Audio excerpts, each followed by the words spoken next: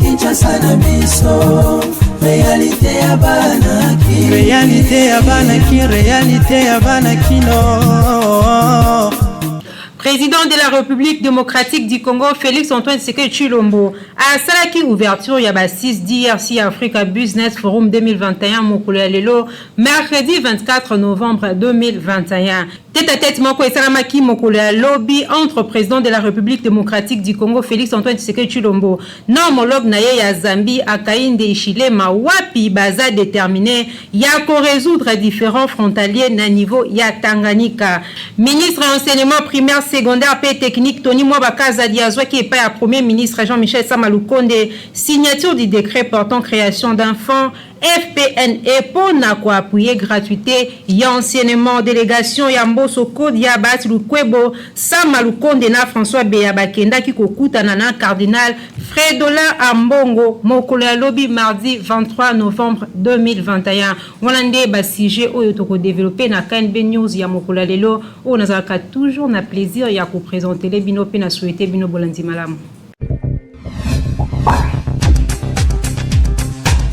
Mbote na bino nyonso bandeko balanzi ya KNB News kaka ndena lobaki ne bandeli chef de l'État congolais Félix Antoine Tshisekedi Tshilombo asalaki ouverture ya ba 6 DRC Africa Business Forum 2021 mokolo lelo mercredi 24 novembre 2021. Reportage Nathan Siata.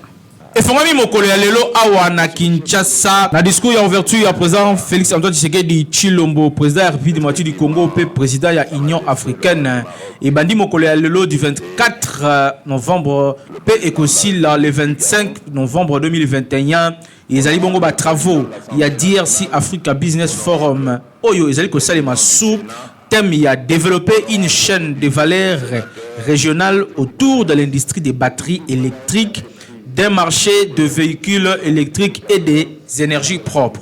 Les Ali Bassis ont organisé le ministère de l'Industrie en collaboration avec la Commission économique des Nations Unies pour l'Afrique CEA. Les Ali grande initiative du gouvernement où ils allaient viser à placer la République démocratique du Congo dans le centre de développement, la chaîne de valeur régionale où il permettre à l'Afrique accroître part du marché na ye ya ba batterie ya ba véhicule électrique pe ya ba énergie propre oyo dynamique na yango ekoki ko atteindre environ 8 000 milliards de dollars d'ici 2021. RDC ezali une fois de plus que se trouver na kati ya transition oyo énergétique po ete nyonso oyo ezali matière première oyo ezali ko kota na kati ya composition ya ba voiture électrique oyo ezali ko se trouver bongo awa na kati ya République démocratique du Congo ezali bongo entre autres cobalt, lithium, manganèse pe nickel nyonso tozali nango awa na RDC na bongo mboka na biso ezali ko détenir 2/3 ya ba réserve mondiale ya cobalt oyo ezali estimé à près de 25 millions de tonnes de cobalt na kati ya République démocratique du Congo.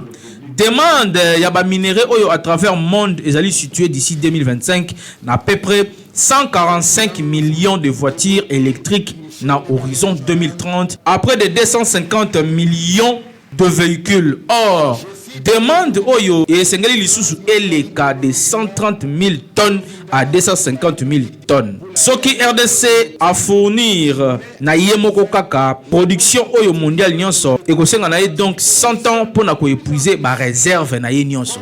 Mais désormais, dans la République démocratique du Congo, nous allons retrouver la plus grande réserve mondiale où ils allaient située dans Manono, dans la province de Tanganyika, avec près de 400 millions de tonnes. Forum Oyo est comme ça la paix de sorte que publicité continent africain comme bassin, il y a production, il y a voiture électrique dans le monde mobimba. Bassis Oyo il y a 2 jours et qu'offrir occasion également pour nous mettre autour il y a même table baignon so Oyo bazali dans secteur il y a production il y a batterie électrique ba financier c'est-à-dire BAD Afrixim banque arabe de développement économique de l'Afrique pe ba structure financière mususu Oyo balingi ko aider peut accompagner la République démocratique du Congo dans la mise en place il y a chaîne de valeur Oyo dénommé chaîne de valeur régionale autour de l'industrie des marchés des batteries. Forum Oyo ezali pe opportunité ya koloba non na exploitation ya ba minerai brut pe koloba oui na transformation na yango awa na mboka na biso. Ezali étude o ezali réalisé na Bloomberg pe démontra ki yango soki to exporter ba minerai na biso na état brut toko profiter kaka na occurrence ya 0,1 topeti na 3% ya oyo esengeli tozwa comme rémunération. Par contre, soki to bandi ko transformer ba minerai oyo sur place toko banda bongo ko teka ba batterie pe tokozala na grand marché mondial. Pe marché yango ezali ya près de 8 000 milliards de dollars. D'après étude moko esalemaki pe ba résultat nango ekozala dévoilé au cours ya conférence ya haut niveau oyo et bandi mokolo ya lelo. Cible principale ya forum oyo ezali ke population congolaise oyo azali ko représenter main d'œuvre moko active pe oyo asengami ko accompagner gouvernement na grande initiative yango oyo ezali na niveau mondial. Et c'est que à l'issue ya forum oyo gouvernement congolais azali ko compter ko bénéficier na ba signature ya ba contrat entre ba intervenant, ba acheteur pe ba société financière pona ko yeba chronogramme oyo et ko accompagner après forum ndenge masolo ezali ko betama awa. Kutu ezali na usine moko pilote oyo esengeli ezala installé na Lubumbashi et ko banda ko capter ba première production ya cobalt pe ya lithium. Na même ordre d'idée, ezali pe lisusu kozelama AVZ international oyo ako signé convention moko ya partenariat na gouvernement pona ko banda ko exploiter lithium na manono. Dossier oyo ezali présenté na gouvernement pe tikali kaka ba signature na yango. Partenariat oyo ezali ko prévoir non seulement exploitation ya lithium mais transformation na yango avec zone économique ya manono, réhabilitation ya centrale de Pianamwanga pe banzela oyo ezali ko kende vers Manono na Kalemi pe même ko aménager chemin de fer pour na ko faciliter évacuation ya minerai. Ba grand contrat et ko signamé na Afrixim banque oyo azali ko piloter ba grande transaction financière ndenge masolo ebetami awa na forum yango et fongami mokolo ya lelo pe ko sila lobby na présence ya bakonzi ndenge na ndenge oyo ba wuti na mokili mobimba surtout na zone Afrique oyo bako tia misolo na bango pour na kosunga RDC a concrétiser projet na ye oyo suka na lisolo tozali kozela ba résultat pour population nyonso à se retrouver. Kinshasa et l'équipe partout. Monsieur le chef de l'État. Tête à tête moko esalamaki mokolo ya lobby entre chef de l'État congolais Félix Antoine Tshisekedi Tshilombo na homologue na ye ya Zambie Akainde Hichilema wapi baza déterminé ya ko résoudre ba différents frontaliers na niveau ya Tanganyika. Image pe commentaire Nilema O. Président de la République démocratique du Congo, Félix Antoine Tshisekedi Tshilombo a solaki tête à tête na homologue na ye ya Zambie Akainde Hichilema na palais de la nation na Kinshasa mokolo ya lobby mardi 23 novembre 2021 à l'issue ya entretien na bango ba personnalité o mibale bazalaki liboso ya presse bongo na intervention na ye Félix Antoine Tshisekedi Tshilombo a affirmé ki raffermissement ya ba relation bilatérale entre ba pays o mibale pe lisusu règlement ya consensus frontalier na niveau ya province ya Tanganyika ezalaki na menu na ba discussion na bango. Président Félix Antoine Tshisekedi Tshilombo a indiqué qu'il allait lancer incessamment sur les liens na date moko ya ko convenir ba travaux ya commission mixte oyo ezosangisa ba expert ya bamboka oyo mibale pona ko booster quête ya solution moko durable na différents frontaliers oyo. Ba question économique ezalaki également na centre ya ba discussion na bango avec accent pour appuyer na situation ya poste frontalier ya Kasumbalesa où ils ont souffert une absence d'infrastructure pays à organisation commune efficiente à la base. Na sujet au Félix Antoine Tshisekedi Tshilombo atalisaki kizala qui réaffirmer nécessité ya mise en commun ya ba énergie pe ya ba moyen pour na construction ya ba infrastructure ya ba port ya banzela pour na ba bien ya ba peuple congolais pe zambien na part na yo président zambien Akainde Hichilema atiaki accent moko particulier sur engagement oyo ezwamaki na ba parti o mibale ya ko résoudre ba différents frontaliers na bango oyo régime nango ezo hérité.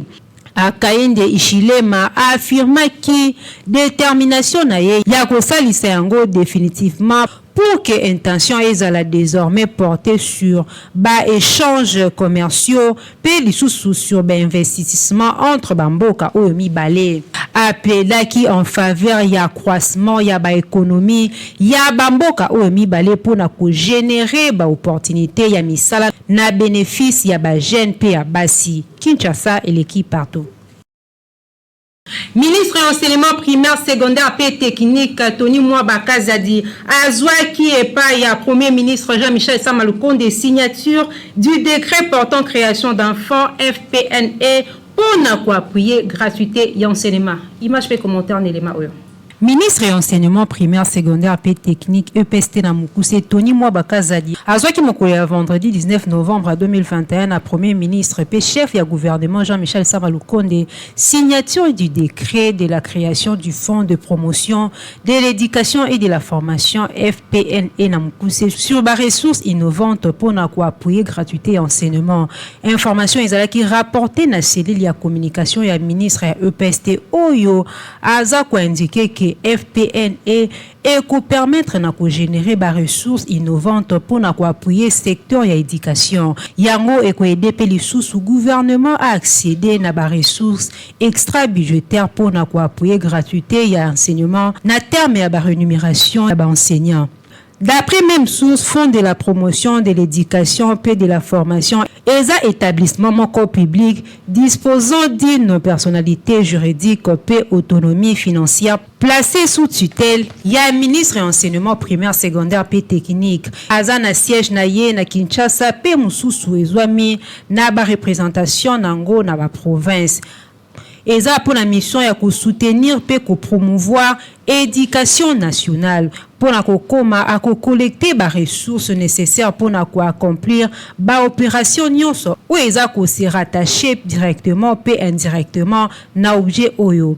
Fonds ya promotion de l'éducation et de la formation eza na ba domaine ebele ya invention notamment prise en charge ya ba soins de santé primaire ya enseignement pe ya ba élèves na rattachement ya établissement scolaire na ba zone de santé, organisation ya ba mutuelle ya santé, pe ba activité sur médecine scolaire, appui na études spécifiques na ba domaine ya enseignement fondamental, appui na enseignement spécial, prime d'excellence na ba enseignants, élèves étudiants, pe na établissement ya enseignement national ou eza distingué. Appui na ba échange na ba système mususu éducatif post-conflit, renforcement ya ba bibliothèque scolaire pe académique, institutionnel pe infrastructure na ba établissement d'enseignement public pe na ba services centraux, ba ministère en charge de l'éducation nationale na ko recourir na ba partenaires extérieurs. Appui na rémunération du personnel et enseignement primaire, secondaire et professionnel. Ba action nyonso ya stimulation pe promotion ya éducation nationale na étendi mobimba ya mboka. To rappeler que lors ya clôture na 6 ya Mbwela Lodge, ministre à EPST Tony Mwaba exprima ki volonté na ye ya ko améliorer qualité enseignement na République démocratique du Congo. Kinshasa et l'équipe partout. Délégation Yamboso Kodi Abat Lukwebo, Jean-Michel Sama Lukonde na François Beya Bakindaki kokutana na cardinal Fridolin Ambongo Mokolo Lobby mardi 23 novembre 2021. Nathan Siata pour le détail. Cardinal Fridolin Ambongo ayambaki mokolo ya Lobby mardi 23 novembre na domicile na ye délégation ya ba autorité politique congolaise ou ezalaki composé bongo na président ya Assemblée nationale Christophe Mboso Kodi Ampwanga ya Modeste Paati Lukwebo ya Sénat, Premier ministre Jean-Michel Sama Lukonde et François Beya, conseiller spécial et chef de l'État en matière de sécurité. D'après Christophe Mboso, Oyo a se livré qui na presse na souka ya rencontre na bango, ils ont qui question ya ko mettre fin à ba rumeur ou ils ont circuler sur ba réseau en rapport avec présumé conflit où ils ont régner entre Église catholique et l'État congolais. D'abord, esengeli na lobake. Tozali na famille awa. Ezali papa spirituel na biso, azali cardinal na biso, tozalaka na habitude ya koya epa na ye, mais lelo toyaki par rapport ya ba rumeur oyo bozali koyoka na ba réseaux sociaux, pe toyaki ko échanger na son éminence. Nyonso ezalaki clarifier, ezali na batu oyo balingi ko profiter na kombo ya église pour na ko sala n'importe quoi na kombo ya église. Cardinal azali wana ezali na problème mon côté entre l'État congolais pe église catholique to pe cardinal en particulier yemoko. Ezali na eloko moko te ezali koleka na kati toyaki ko clarifier ba différents points. Tozali ko continuer ko collaborer na église pour na bien-être ya population na biso pe pour na progrès ya église catholique na Congo mobimba ndenge a déclaré ki Christophe Mboso Nkodi Mpuanga. Na tourna ye cardinal Fridolin Ambongo atalisaki ke ezalaki occasion pour na ye ya ko clarifier makambo ebele pe ko répartir sur ba nouvelle base. D'abord nazali très heureux, très honoré ya koyamba ba grand animateur ya mboka na biso. Ba yaki pona ko échanger pe to échanger ki na bango sur nyonso oyo ekoki sala de sorte que interprétation ya batu ya lolenge na lolenge esalema ndenge ezalaka kaka ndenge pe bozali na habitude ya kotanga na ba réseaux sociaux. Poeti bazali kokoma n'importe quoi sur église, bazali kokoma n'importe quoi sur cardinal. Ezalaki pona biso occasion ko clarifier makambo ebele pe ko répartir sur ba nouvelle base. Église ndenge mona l'état tozali biso nyonso na service ya même peuple pe tozali na intérêt ya ko conjuguer ba effort na biso ensemble pona ko travailler main dans la main pona ko kende liboso pe lisusu pour que peuple nabiso a vivre dignement ndenge alobaki Fridolin Ambongo cardinal ya République démocratique du Congo. Pour le rappel, cardinal Fridolin Ambongo récemment a déclaré qu'il azali na insécurité. Archevêque métropolitain à Kinshasa a chargé Kikutu ba militant ya Union pour la démocratie et le progrès social IDPS qui bazali na base ya insécurité yango na bongo lokola bakonzi mboka na archevêque métropolitain ya Kinshasa ba yokani to banzaki ba relation ezali kitoko pe ko continuer ko salama kitoko pour que population congolaise oyo azali bénéficiaire ya bolamu nyonso oyo deux parties oyo ba ko sala pona bonheur na ye Kinshasa et l'équipe partout. Bako rebelle sans vie ezalaki découvert na Rwenzori na territoire ya Beni na province ya Nord Kivu. Nathan Siata on a ba détail. Bajan ya Croix-Rouge ba découvrir pe basalaki mise en terre mardi 23 novembre 2021 trois corps oyo ebandaki déjà ko beba ezalaki découvert na village ya Maimbi na plus ou moins 6 km ya commune rurale ya Bulongo na secteur ya Rwenzori na territoire ya Beni na Nord Kivu. Mele Kimulala oyo ya nouvelle société civile congolaise nde atalisaki information oyo na presque deux autres corps nde ezalaki enterré pour na cause ya insécurité na zone yango. Acteur ya ba force vive oyo azali ko préciser que ba oyo nyonso ba uti ko kunda ba bomaki bango na ba rebelle ougandais ya ADF oyo bazali actif mikolo oyo na zone wana.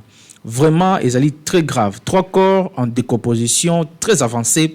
Ils allaient découvert Mokolo Lelo à Mayimbi et Kundamaki sur place na équipe ya volontaire, ya Croix-Rouge na 7 km ya Bulongo côté ouest p deux autres corps et tikalina nuwana suite na insécurité où ils allaient sika yango poete moye bandeko o ya Croix-Rouge bakoma kuna ezali te pe ba effectuer enterrement na bango na ndenge ya malamu poete deux corps oyo ezali ko se retrouver à quelques kilomètres na Maimbi pe ezali ki retrouver na population ndenge source yango etalisi tout en invitant la force armée et la République démocratique du Congo FARDC à développer des mécanismes de protection de la population ya makasi bazali ko kanisa que population pe na tourna à ko éviter ko fréquenter ba zone où ezali non couverte na armée na biso kasi esuki wana te moto moko pe lisusu akufi pe 9 personnes mokokande bazali kidnappé na incursion ya ba homme armé na butu ya mardi pona kotane la tongo ya mercredi 24 novembre 2021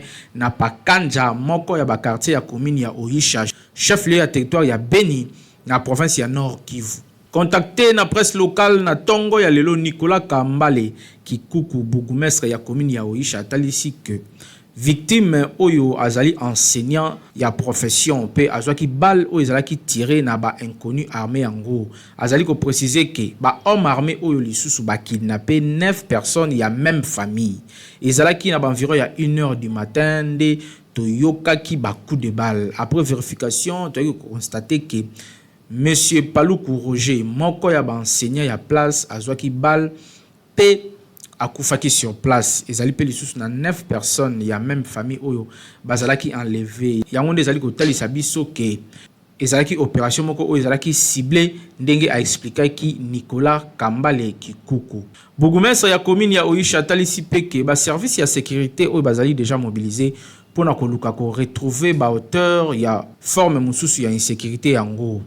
Autorité municipale oyo asengi na ba habitants kozala toujours en collaboration na ba service ya sécurité na ko dénonçaka ba mouvement suspect nyonso. Kinshasa, il équipe partout. Betesco atia ba chips na marché bonzi melanga eza goût wapi mikolo na bana bazoli yango pe yango ezotekama partout. Toujours na souci ya kosunga ba congolais na kopesa bango ba produit ya qualité supérieure nzambe na bango nyonso société Beltesco aye lisusu na ba produit ya sika tunanga nini snacks boom pe snacks crustos oyo ezali bongo ba chips oyo Beltesco atie na marché mikolo oyo ezali na gumoko ya kosakana te yoka eza na goût ya tomate épicée ndeti oyo bozali komona pe oyo mususu ezali na goût ya fromage pe oyo etikali yango nde ezali na goût ya nguba ezali elengi moko bondimela ngai meka papa mama okokangama kutu ezali biloko ya kitoko ya kosombela bana surtout na ba période oyo ya classe chips oyo eko permettre na bana na yo baza en forme banda bakour na bango ndimelanga okopesa nga raison po goût oyo ezali awa somo. Betesco na bolinga za kango na ba consommateur na ye aye lisusu ko bimisa ba produit kitoko pona ko sepelisa bana na biso tala bana bazungi kelasi na récréation esengeli mwana lia yoloka malunga ni na golia ezali ba snack oya Betesco oye bimisiko oye ezali ko liama kitoko makasi ndakisa tozana ba croutos oye ezali na goût ya fromage na goût ya nguba tozana ba boom oyo ezali na goût ya tomate épicée na goût ya fromage nyonso ezali ba produit Betesco oyo moi na kata mesa oyo variété ya ba goût oyo ezali ko pesa posa kitoko ya kolia lisusu ozali kolia kitoko ezali ko bakisama ozali kotia elenge ezali ko bakisama ozali kolia goût ezali ko mata yango ba benga yango croutos yango ba benga yango boom yali ko sala ke qualité ezali sala différence na Betesco biso toyoka wana poto sunga poto créer aptitude de consommation na bino ba consommateur ezali kotekama partout na bawenze nyonso ya ville ya Kinshasa na ba boutique ya mike ya kona bino oza mobimba kasi yebela toujours vérifiaka logo ya Beltesco mopanzi nango po soki logo ya Beltesco ezali te seke ezali mbata kasi oyo ezali na logo ya Beltesco yangwana nde ba snacks oyo Beltesco atie na marché pona kosunga peuple congolais po yebi ye musala na ye ezali kaka ko servir peuple congolais na ba produit ya qualité supérieure pour la santé kitoko. Kinshasa, elle est partout.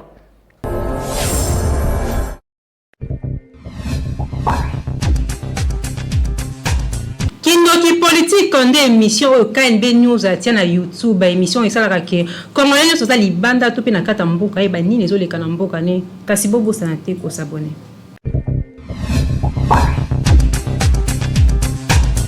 Parlons de Lingala Motive, voilà. Vous allez structure de plateforme wapi, vous allez organiser journée topé génération sans complexe. Pourquoi génération sans complexe et où tu vas pi ceux qui posent c'est lancer la politique to éviter maintenant le belango quand même. Voilà, je vais essayer d'expliquer nanou Lingala Motive avant d'expliquer génération sans complexe. En fait, Lingala Motive c'est une conception que le Seigneur nous a donnée. Nous sommes chrétiens.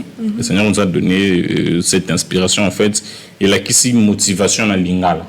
Okay. Donc, à un certain moment, tu se rendre compte que Bandeko, ba motivateur, ba zébélé, ba commis est belé. Mais nous, ce bois, ça l'a en français.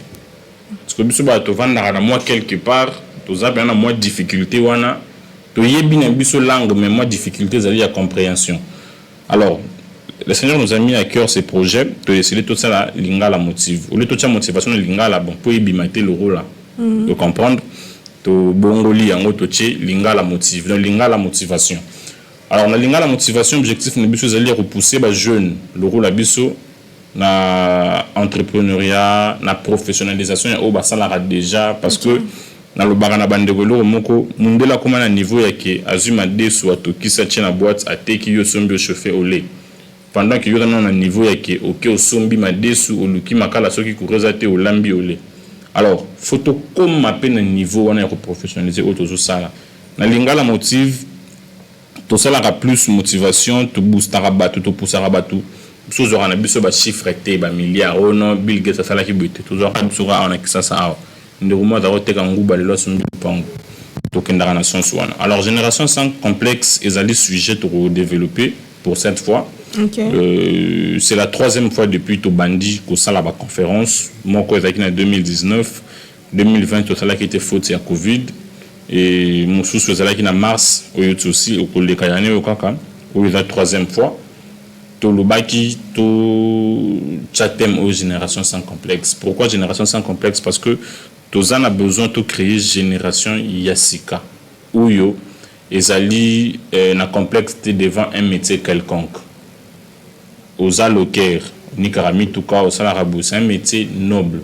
Alors il faut que na métier wana okokipe ko professionnaliser yango. Olongwa étape yake ozala na coin oni karami tuka na babar au fongoli société na yo ya ni karami tuka professionnellement okomipe ko vivre nango obokoli libota na yo pe na musala wana. Génération sans complexe. Pourquoi? Parce que au kokipe côté kadendon. Vous allez comprendre. Au longo na niveau côté kadendon normal to yebi qui ne mange pas le dendon ici. Ataba ministre na la dendon. Parce que au longo na niveau côté kadendon yo te karawana. Au professionnaliser yango. Sur l'ingara bureau au lieu de l'étape ça au bureau au l'occupé moi bureau na yo pe au chip au professionnaliser yango tu le fais proprement professionnellement et tamboli bongo. Voilà pourquoi on a dit génération sans complexe. Génération où ils ont un complexe devant métier ou quelconque. Alors, qui sont concernés dans la manifestation? Parce qu'autant amis bilingue, est-ce que ma maman, ma papa, tout le monde est invité. Okay. Tout le monde est invité. La jeunesse, c'est la réalité d'esprit. Hein. Donc, dans les 70 ans, Yaka, j'ai aimé une fois, avant de répondre, j'ai aimé une fois dans les cas sur 24. La moni papa moko à le voir, il peut être dans le 60-70. Asali moi teki we ina ina coin. Yé moko au teka. En tout cas, ça là qui a bien. Parce que ça bandenge moko na ba KFC, ndenga bandara pe na ba ajwana. De l'eau, to yebi ndenge marambuta na monde. Alors, tout le monde sont invités. Le jeune, le maman, le papa, le vieux, même à 3e âge. Boya, boya royo kanini to kulubana bino. Durée ya fiançailles combien de temps et c'est ngeli ko ça na fiançailles pour na ko balana ya monde intéressé ki biso na KNB news ya mokolo lelo boka ndenge bakino ba réagir ki na micro ya Peggy Elunga. Fiançailles ezali période ya préparation ya libala et comme un problème na Kinshasa pour na durée na yango et banaka lisusu te batu misusu basalaka 6 à 7 voire même 9 ans de fiançailles. Population va réagir à propos ya durée ya fiançailles na Kinshasa. Na motema ngai ba ko sa musata 6 mois parce que ko fiançailles olingi moninga na fiançailles okiko lekisa moninga ngonga te okiko sa moninga ba ena no lekisa ngonga pamba pele musufu ko bala pete osoma te na lema ba musufu ngai ba bala ye babali ete yo lekisa ngonga ba ko ba mwasi kote mususu na pesa ko se pa ye pa zaka mbona mwana ngapa ya mwasi zaka mwana kasi na ko se na koloba na ete papa ovande wana moninga kasi obovembe mwa mikolo bimbe papa na ya apesa ta kaza obina ta na symbole papa na ete azo ta kaza masanga amela yo vana na mikolo ebele eloko moko ko pesa ya te o lekise ngaka pamba na mwana mwasi na koloba na ye mwana mwasi surtout iyoka te biso mama bino to botaki bino moto abimi na mbona mpa papa na yo na mama na yo apesa ta kaza masanga nde yo zoki uvana ndako ya libala mobozo na apesa eloko te kasi yo ki kuvana ndako na ko sala misa ndako na awuzana courage ya kobala isusu te les autres dépendre na kozo ya mobali donc voilà ils ont tenté tout le beau 5 ans une année 1 mois 2 mois non les autres dépendent na besoin mobali pour les autres dépendent na moi si au mobile azana c'est ça aussi le problème mobali bozune ko zala muke mais abundi quand même muto ko activer rapide par rapport à comportement moi si pe so mobile atali que moi ça sola na bien azana bien azo respecter na normes mais non so ataya la bagi non atide moi ça tamsu pendant 2 à 3 ans à quoi activer pe que mobali azana ma vitesse moko ya ko bala eto pe ko si c'est lo ba bengi fiancé wana tipo na ngai na monique e ko za na ba 6 mois pour que fiancé soit comme batin belé wana eza so que fiancé et comme ba aventure donc ça et comme que escroquerie faut ça ba 6 mois bo balani moi ça mbali bo fandi place moko conseil na pesa na bana mibale ezake olingi mwasi na famille ya mwasi na tanga mpia kosana eloko te babota mwasi bayambi yo famille ya mwasi bayambi yo malamu tango ozwi ale okomi kosala baventure oboyi mwana mwasi okomi na basi mosusu oyo wana olingaki na tanga pasi akomi mabe eza malamu te mabe makasi na bandeko na epa bana na biso ya mibali en réalité na vie ya fiançaille misusu biso toyebi basala ta mosusu 2 ans ta mosusu 1 année demi mpona koyeba ezali ya mwasi to ezaleli ya mobali ozomona ce mobali alakisi ezali malamu mwasi alakisi ezali malamu ezala bien tile bakobala na bango mibana bafoye na bango mais so bazomona bacaractère na bango ntango bakoma na foye ezali na bango mpasi 6 mois 2 mois oui wana possibilité na bango ndenge ezosenga mais au moins sobi 6 mois 2 mois ntango soki mobali na makambo mabe na bomba cachette na loka nalingi mwana mwasi nalasa bizali malamu oyo ya mabe na bombi na se au moins ntango tokoma sikoyo esika moko na bandi komanifeste sikoyo mwasi amona mais mobali to tolinganaki azalaki na comportement oyo te mais banda tokoma vanda komanifeste comportement pourquoi omoni yango mo topusaka 1 année demi bien 2 ans mpona koyeba na malamu ke non mobali na ngai alingaka boye mwasi na ngai alingaka boye ntango tosala famille so asala programme na bango ndenge ezosenga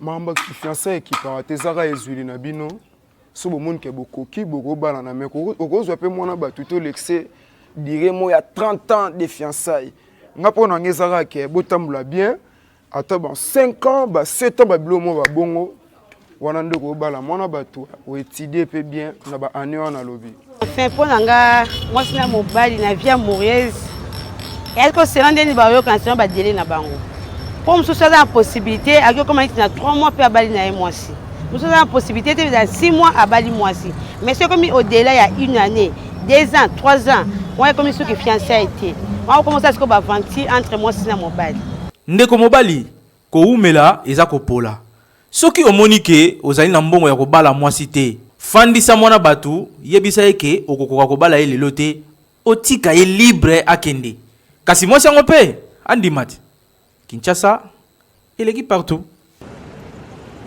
Bon, comprendre que tokomi na souka édition na biso ya mokolo ya lelo mercredi 24 novembre 2021. Merci na bino ba union so bozaki libaku ya kolanda KNB news ya mokolo ya lelo kasi na bosa na te kopesa merci na équipe technique puis rédactionnelle basala ki mosala ki toko na sima caméra tozala ki bongo na Hervé Zaka régie et simama ki na Timothée Kayembe na réalisation ya Nathan Siata toujours na coordination ya Grand Lion ya communication Jimmy Mukendi Chimanga ngana bino tokutani mikolo ezali koya kasi na souhaiter bino kimia na mabota na bino.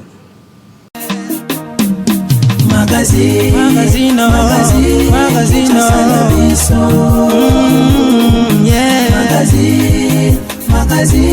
Kinshasa na biso réalité ya banaki réalité ya banaki kino